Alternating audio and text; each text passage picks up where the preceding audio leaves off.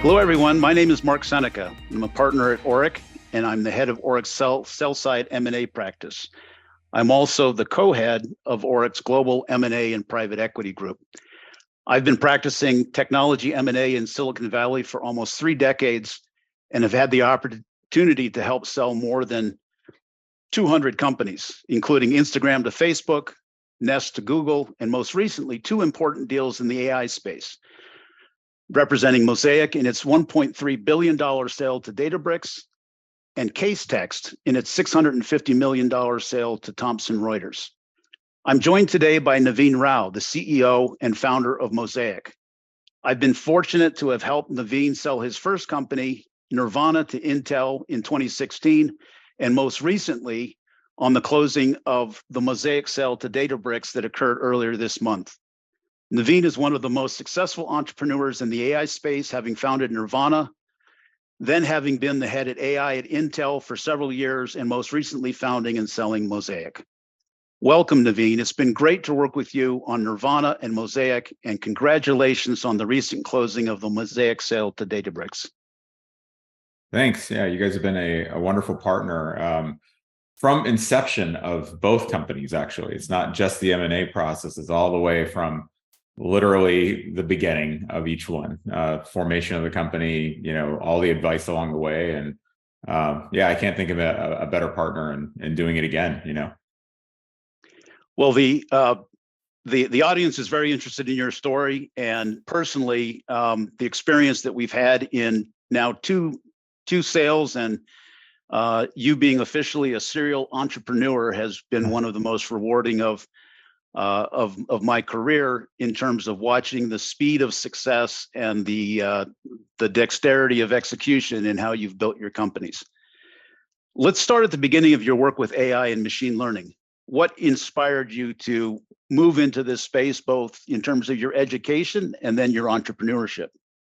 Yeah, I mean, this is it's one of those things like, yes, some of the sales have happened quick, but this has been a long time in the making. I'll date myself here, but I graduated undergrad in '97, and actually I did research in this field back in the '90s, and there were 2 things that actually were extremely fascinating to me. Of course, being kind of a geek, I love sci-fi, and AI has always been a big theme as part of that. But I went and took a computer science course in 1995 called AI. And really, it was a bit unsatisfying because it was sort of just creative algorithms. There was nothing really truly intelligent. It was sort of like, well, how do I, do inference for different kinds of problems in constrained spaces? And then I actually took a computational biology course after that and did a research project around neuromorphic circuits. And one thing that just fascinated me from the start was the fact that our brains run on about 20 watts of energy. And that singular fact is probably the thing that led me to do everything else after that. I mean, after undergrad, I came out to Silicon Valley, did the startup thing for a number of years. For 10 years, I actually decided it was time to go back and understand how brains maybe work or what we know about brains, and actually quit my job to get a PhD in computational neuroscience. And so all of this kind of went back to that initial thing. And then it became clear to me that like research world is great, but the way to really influence how technology works is through companies, it's through products.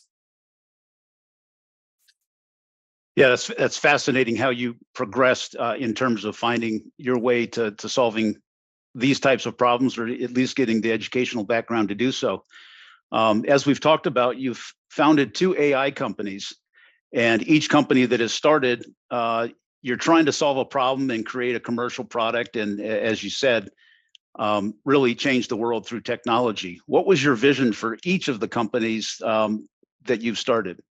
Yeah, I think it's all about like trying to uncover a problem that, if solved, unlocks a whole new market.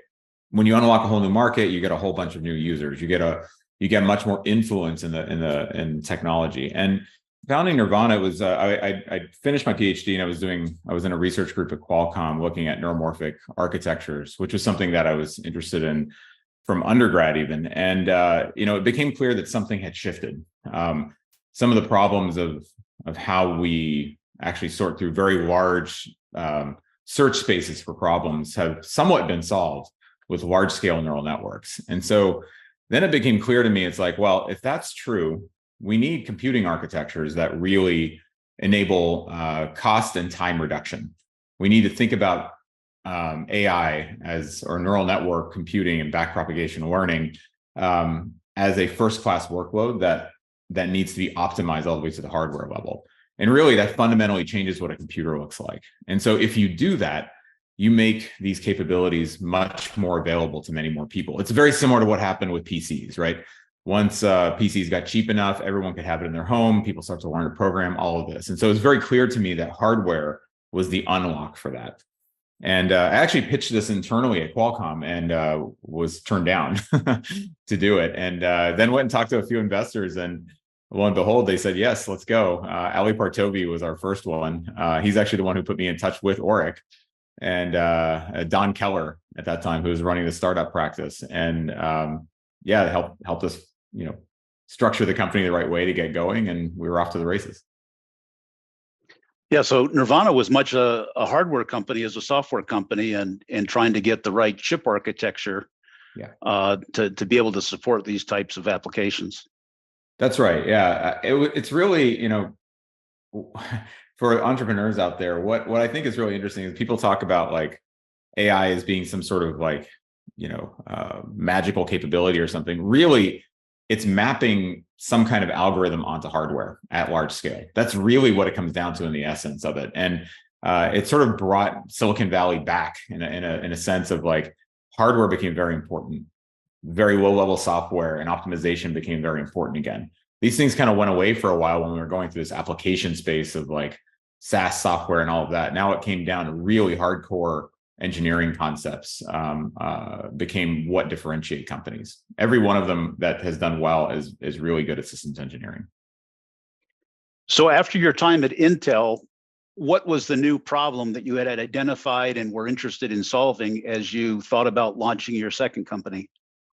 Yeah, so even at Nervana, we anticipated this idea of scale, that you need to have many processors working in parallel to solve these problems. And it really lends itself to a neural network, because a neural network is sort of a parallel implementation.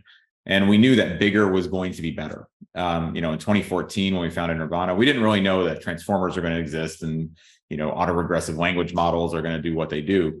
But we did know that concept was going to be important. And so we were actually building towards that then. And after I left Intel in 2020, the next thing was really, how do I make large scale neural networks accessible to more people? The hardware was kind of being solved. NVIDIA had really won most of it and is continuing to do so. Other players were coming with new solutions that were interesting as well. So I was confident that side of things was going to get solved. Now, the next piece of it was, how do I make all this stuff work together from a software and algorithms perspective? And then how do I bring the costs down to make it tractable? It's really the same thing. What can I unlock to open up more people developing? And really, it came down to, we thought we could engineer the algorithms to utilize the hardware better and bring the costs down from millions of dollars for training these large models down to hundreds of thousands. And we were able to do that. And I think that's what has happened now, is that all of a sudden, many developers can access this stuff. Many enterprises can access this stuff. And we're just seeing an explosion. It is also part of the idea of Mosaic that, in addition to bringing the costs down, that you're allowing enterprises to utilize AI in more customized ways on their own proprietary data sets?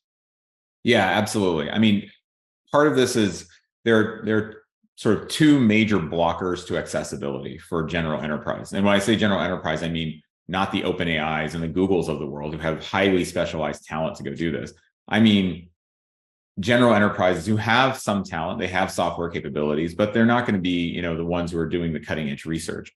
Cost was a big one.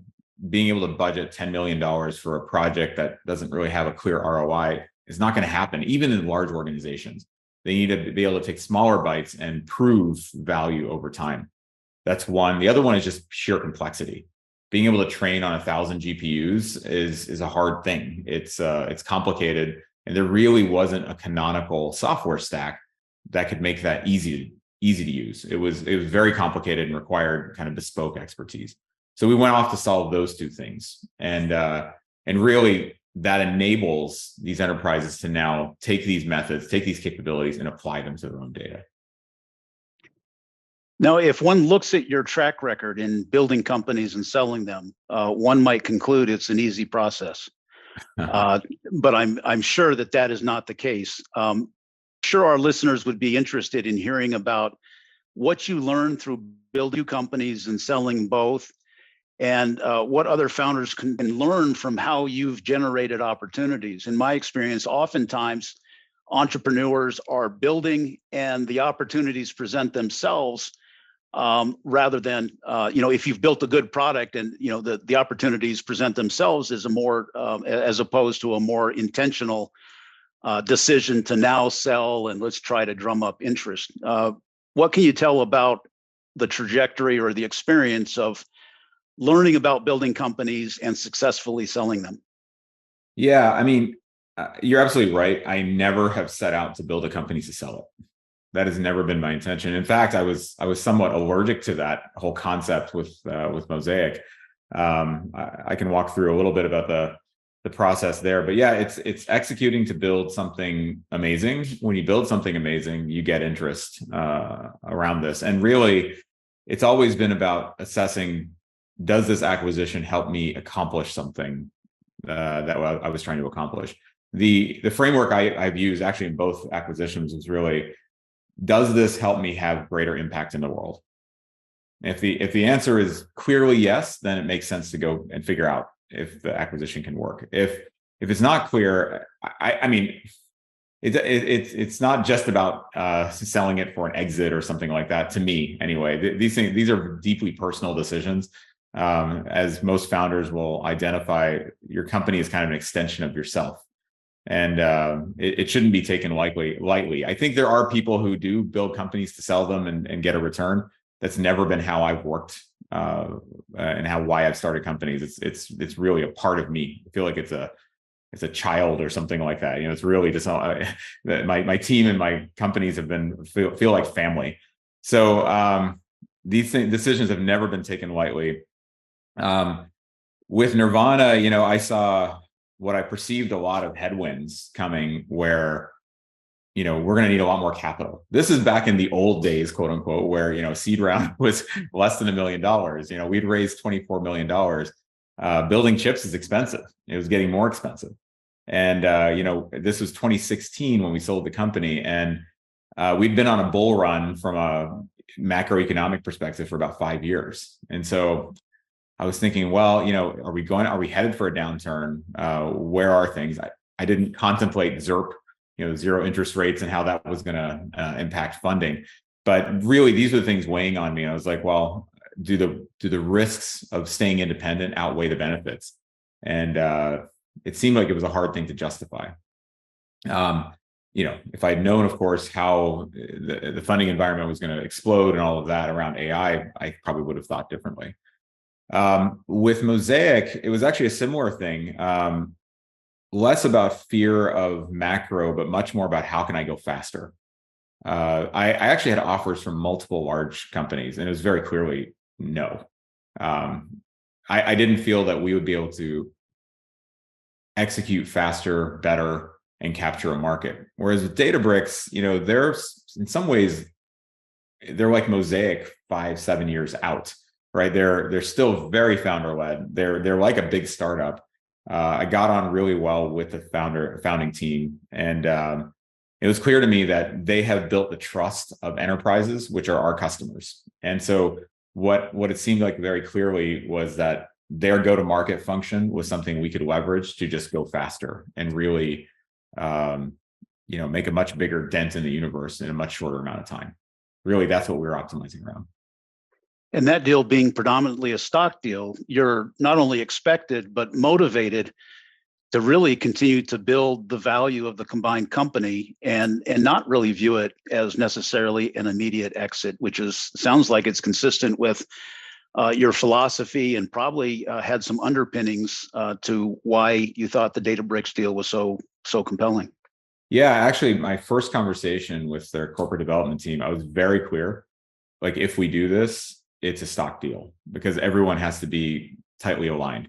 That equity ownership creates that incentive, that aligned incentive. And I don't know if it's made public anywhere else, but I didn't take any money out, not a single dime. Everything I roll into Databricks stock. So I'm here to make the company combined entity great and grow it faster than it could have been separately. Awesome. So now you've been with our group at Orrick through a couple of sale processes, and from an entrepreneur standpoint, I can appreciate that selling a company is kind of an inconvenience, or the process of selling it is an inconvenience. You want to get it over with and get back to work, and each process is a little bit different. There's always a bit of chaos and frustration through the process. Of course. What was it, if anything, that this second time around, still surprised you, or was something that you would advise other entrepreneurs approaching the first time sale process to be aware of? Wow. I mean, there's a lot of things. I think I made a number of mistakes in the first deal. I mean, just around how we structure it, what you negotiate up front. Things like organizational structure of the combined entity, what you're going to do, what the functionality is, what the budgets look like going forward. These are things you can discuss with the acquiring company ahead of time. And I think it's very good to have some alignment on that ahead of time.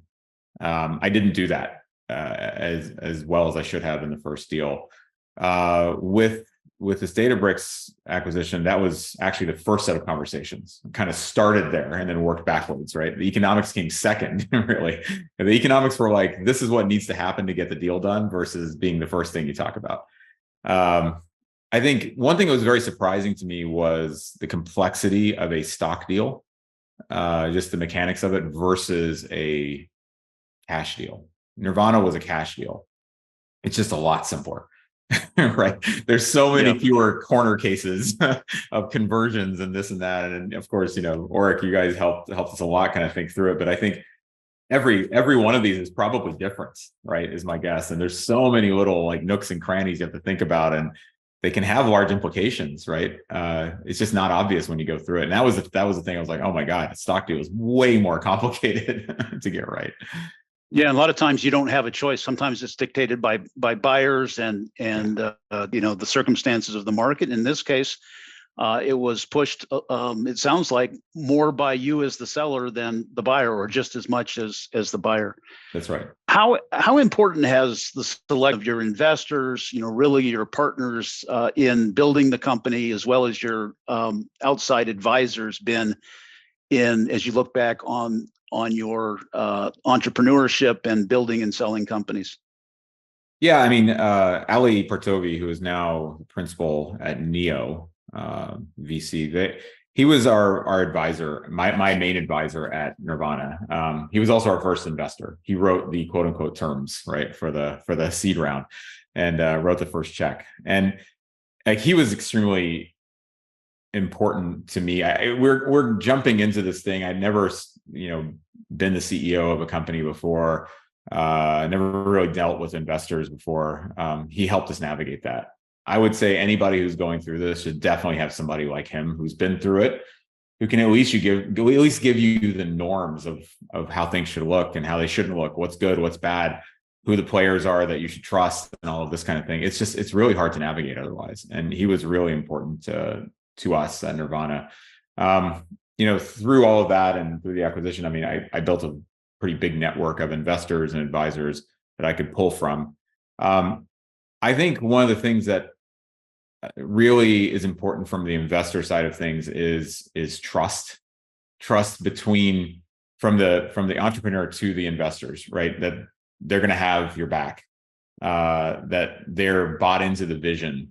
They see this as a long-term bet. Like those alignments need to be pretty strong, and something you should really spend a lot of time on. I know a lot of early entrepreneurs, they get enamored with certain names, right?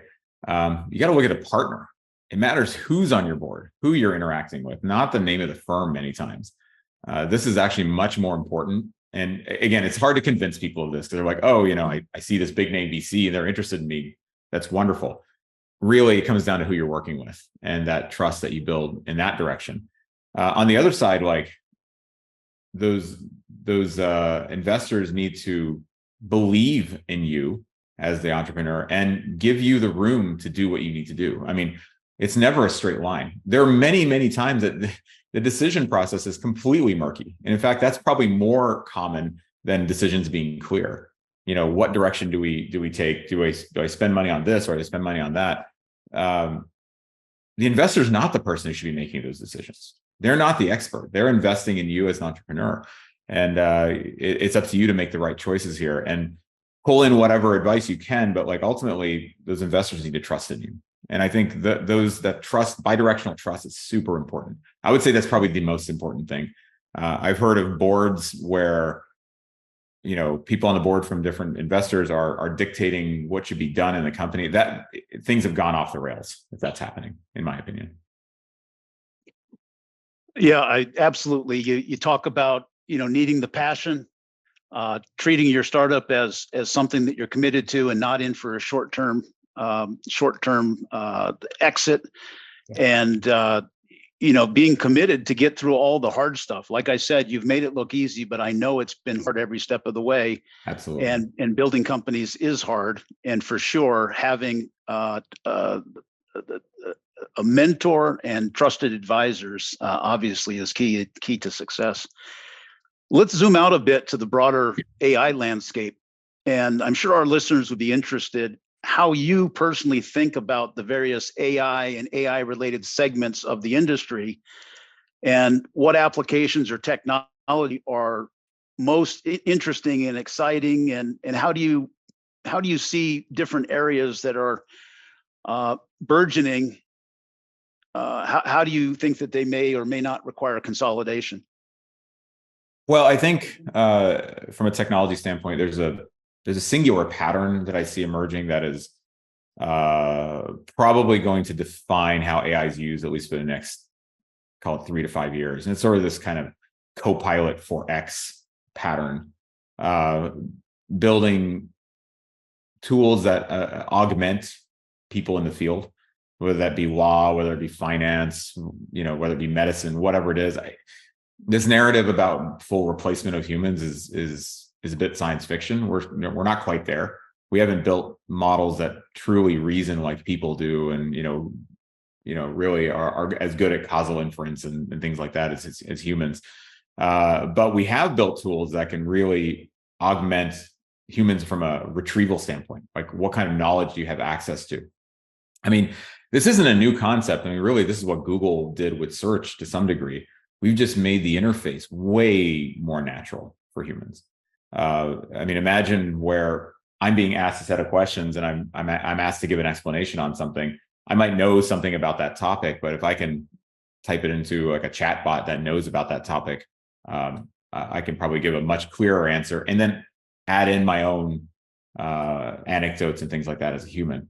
So I see that pattern as being probably the defining one for the next few years. Now, what are the things that need to happen to enable that new world?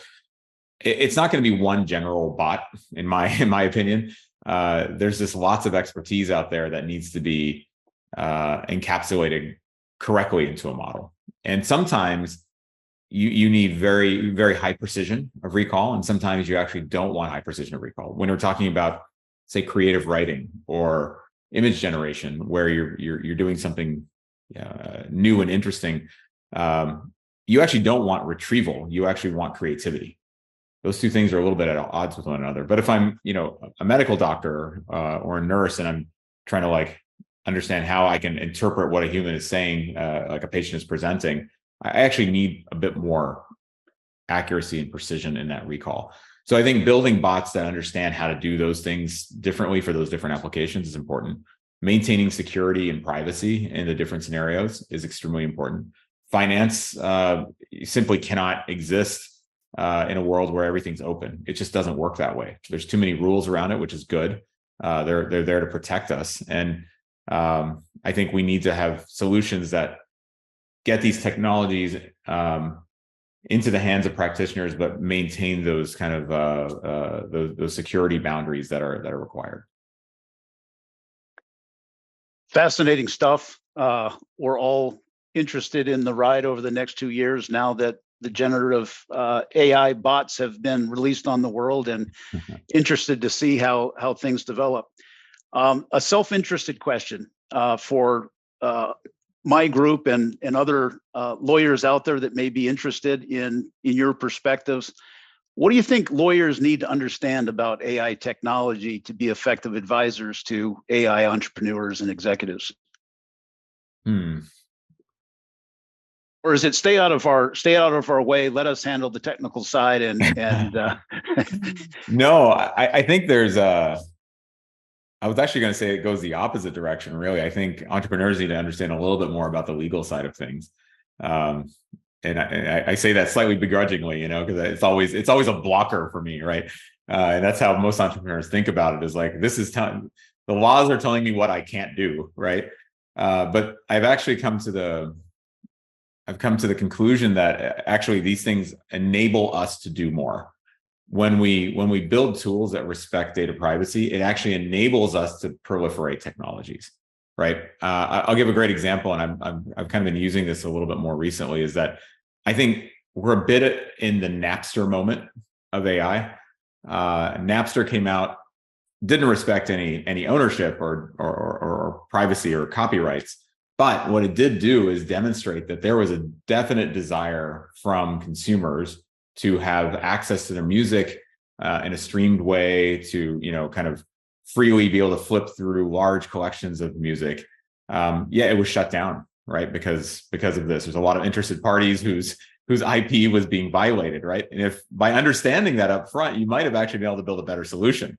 What happened later was Apple, by understanding those rights and carving out the right kind of contracts and agreements, was able to make something that actually proliferated, and it was built upon that demand for the same thing. And I think we're in a similar moment right now, where it's a little bit of the Wild West.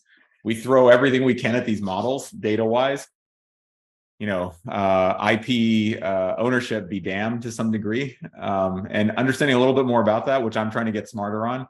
Understanding licenses and different ways that we can actually permission data, or at least trace where data came from that went into a model, might actually unlock more use cases. So I think that's actually pretty surprising to me, and I'm learning every day.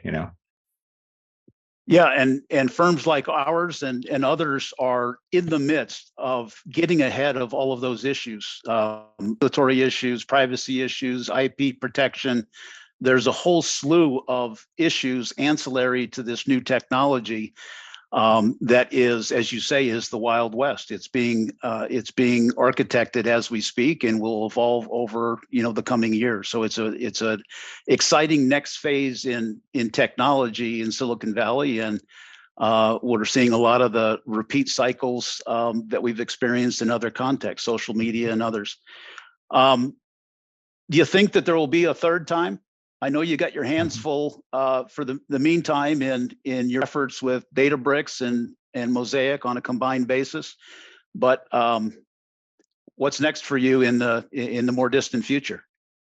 I mean, I still love technology. I think there's a long way for us to go to build this sort of sci-fi future that we've all dreamt of as kids. So I'll never say never. I mean, I got a lot of work to do, and I'm very focused on that. I think I have to identify one of those unlock points again, right? I think a lot of people talk about like, oh, this person had a great vision, but it was too early. In my view, that wasn't a great vision. Being timed right for when technology is ready and when markets are ready, consumers are ready, or customers are ready, is actually extremely important and intrinsic to vision. Otherwise, it doesn't happen, right? All of those things need to be true. And so building the right thing at the right time is what I would need to think about. And that includes understanding the technology. Is it really ready? And understanding markets. Are they really ready to take on this technology? I think there are a few ideas I have. I mean, really, one thing that we don't do very well yet is this idea of multimodal kind of information, right? We have multiple senses as organisms, and we actually learn about the world through all of them simultaneously. This starts looking a lot like robotics. Are we ready to start solving some of those problems? We're getting there. So this is kind of the next thing I'm thinking about. Well, like we said at the top of the podcast, we've been thrilled to have our relationship with you. I'm predicting there will be a third child sometime in the future, and we're excited to watch what problem you decide needs to be solved next. Very exciting stuff. And thank you so much for taking the time to join us. I'm sure that, as I mentioned, a lot of folks will appreciate and be very interested in the perspectives you shared. Thank you, Naveen. Absolutely. Thanks for having me on.